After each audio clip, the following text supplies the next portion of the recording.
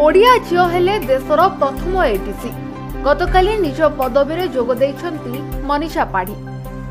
वायुसेनार अधिकारी भावे नियुक्ति पाइतिबा मनीषा को मिजोराम राज्यपाल हरिबाबू काम्भापति एडीसी भावे नियुक्ति देइछंती।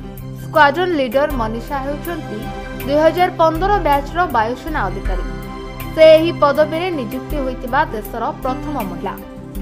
एही नियुक्ति एक माइल खुंट एवं महिला सशक्तिकरण उपरे बड़ उपलब्धि हेबो बोली राज्यपाल कहछंती। स्क्वाड्रन लीडर मनीषा पाढ़ी एहा पूर्वरु बिदार, पुणे एवं भटिंडा भली गुरुत्वपूर्ण एयरफोर्स स्टेशन रे नियुक्ति थिले।